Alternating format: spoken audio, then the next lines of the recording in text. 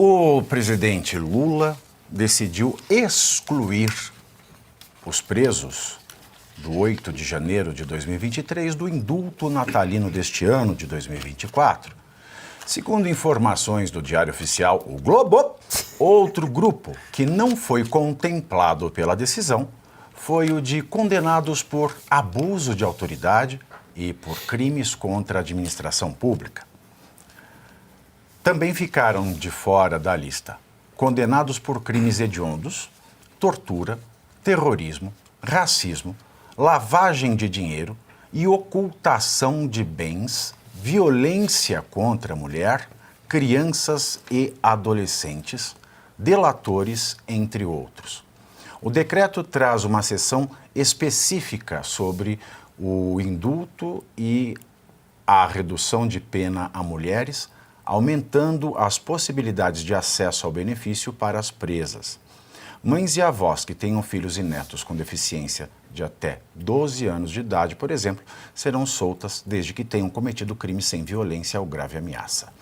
Ou seja, Geisiane, nada de contemplar a Débora, que ela não precisava nem ser contemplada, porque ela não poderia estar presa. Exatamente. Não poderia estar presa. Aí você veja, crime de abuso de autoridade. Um dos crimes de abuso de autoridade é não analisar, dentro do prazo razoável, pedido de soltura ou de liberdade provisória. Prazo razoável, você imagina o quê? Uma semana, um mês, vai lá, não é? Tá corrido, um mês. Aí o caso Clezão, passaram-se 300 dias e o Alexandre de Moraes decidiu, por unanimidade, o Supremo Tribunal Federal, que o ministro do Supremo não comete crime de abuso de autoridade, então 300 dias é prazo razoável. E aí o Barroso vem falar de rever o Marco Civil da Internet pela dúvida razoável. Razoável o escambau, meu amigo. Não existe razoabilidade no STF. Isso está comprovado, tá? Nos autos da petição 186, o caso do Clezão, de que o ministro do STF não precisa ser razoável. 300 dias, falar que é prazo razoável, é a mesma coisa que você confundir ostra com nabo. É a mesma coisa.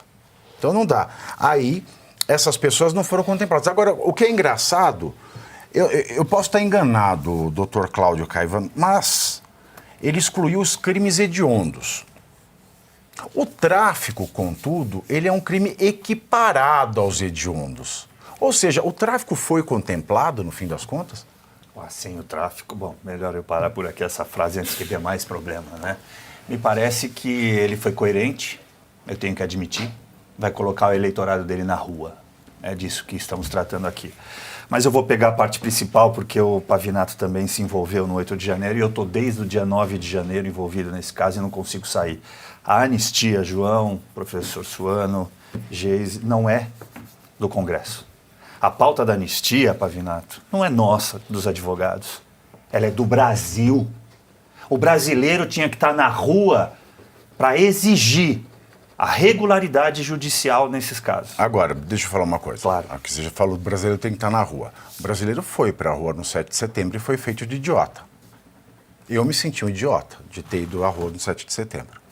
Mas a gente vai lutar e na primeira falha nós vamos desistir, Pavinato? Sem desmerecer o que você acabou de falar, que tem razão. Não vou, mas eu me sinto um idiota de ter ido do 7 de setembro, porque prometeram tanta coisa e não aconteceu absolutamente nada do que ali foi dito. Olha só, a meu ver, no dia 8 de janeiro, essas pessoas foram colocadas numa armadilha. Eu sempre faço essa correlação com o incêndio do hashtag em 1933. A grande questão era, eu preciso do Congresso, eu quero fazer mudanças na Constituição e eu preciso de cadeiras. Eu vou tomar essas cadeiras. Hitler tentou tomar essas cadeiras do comunismo, eram 100 cadeiras. Aqui tentaram tomar as cadeiras do PL, eram 99. E as coincidências não param por aí, você tem discursos que dão nota de quão similar são as duas ocorrências. A gente tem, além de tudo isso, o 6 de janeiro de 2021 lá nos Estados Unidos. Agora, a população, como você disse, foi em 7 de setembro, mas não foi em 2021, quando Dilma elegido foi recolocado com a possibilidade, né, da elegibilidade para disputar uma eleição, mesmo tendo sido condenado por 9 juízes diferentes, em 3 instâncias diferentes. Não foi por quê? Porque a pandemia estava aí e ficaram com medo de ir à rua. Mantenha a distância, mas pelo menos vá lá questionar, protestar. A questão do brasileiro, a meu ver, o maior problema é a terceirização. É a única lei que pegou no Brasil. Você terceiriza tudo, inclusive a sua luta pela liberdade. E quando você terceiriza a luta pela liberdade, você não merece nem mesmo ela. É disso que se trata. Muito bem. Geisiane?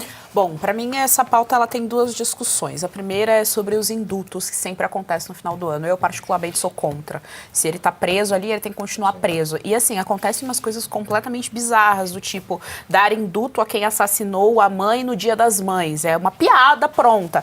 Então, eu sou completamente contra o indulto. Não me venham com essa conversa da ressocialização. A gente sabe que dentro do nosso país isso não acontece, infelizmente. Seria maravilhoso um mundo cor-de-rosa que acontecesse, mas o que acontece é justamente o contrário. Ele entra lá, fica pior, as penas não são severas, sai antes, enfim, é uma baita confusão do ponto de vista jurídico e do ponto de vista penal mesmo, não funciona. É como se não colasse no Brasil as leis penais e eles ficam sempre impunes. Então, o primeiro ponto é esse, eu sou contra o indulto.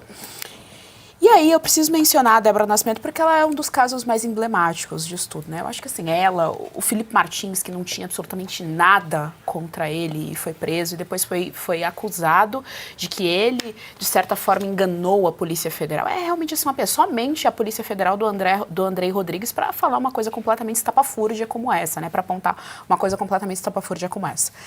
A Débora Nascimento usou um batom para escrever uma frase fazendo referência ao ministro Luiz Roberto Barroso. Perdeu o Mané.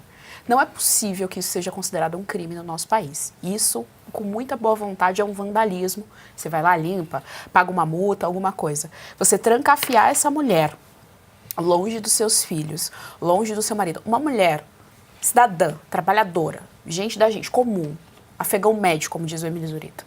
Afegão médio, que faz ali a economia rodar, que está vivendo a tua vida e que acreditava numa coisa, a liberdade. Você punir as pessoas neste país, porque elas acreditam na liberdade, só mesmo vindo de pessoas como o Lula, e aqui eu estendo, não é só o Lula, a gente sabe muito bem que o problema desse país é o Alexandre de Moraes. O Alexandre de Moraes, ele é o carrasco. Ele realmente assim, é desalmado, ele faz por maldade, porque gosta, porque o prazer dele é a perversidade. A prova é tanta que basta ver as penas, basta ver as multas, basta ver como é que ele trata a população, basta ver como ele trata Daniel Silveira. Daniel Silveira, inclusive, está internado com problemas renais, porque o Alexandre de Moraes havia dito que não estava convencido com o laudo, porque agora, além de juiz... Só falou isso, ele não acionou uma equipe médica e tal, que a gente sabe que o juiz pode fazer isso. Não foi feito nada disso, ele não se sentiu convencido e simplesmente, enfim... decidiu que não era o momento. Uma pessoa já morreu, que é o Clesão. Eu quero saber quantas mais vão morrer. A família do Clesão, a esposa e as filhas, que são mais corajosas do que o Senado inteiro e o Congresso inteiro. Elas defendem com unhas e dentes a anistia. Elas não vão se beneficiar disso. Nunca mais aqui na Terra. São as únicas que não vão se beneficiar disso e estão todos os dias fazendo apelo no Congresso, que tem um bando de covarde lá dentro. E custa pra cacete. Então, se custa, é melhor fechar, porque aí a gente fica só com a STF e economiza, já que o país está com problema fiscal. São elas que defendem mulheres, que não são letradas, não são advogadas, não, mulheres comuns, que defendem dia e noite a anistia. Isso aqui, só pra fechar, claro. Renato, última frase. Claro. Isso aqui era pro Congresso ter parado. Que isso aqui é um absurdo. Isso aqui é escárnio do governo petista em cima de pessoas que, no máximo, pintaram uma estátua, derrubaram alguma coisa. E ainda assim, a gente sabe que ninguém explicou direito esse 8 de janeiro pra gente. Se o problema é patrimônio público, então o Boulos tinha que estar preso, porque o Boulos já cansou de botar uma algazarra aqui em São Paulo. Não é segredo pra ninguém.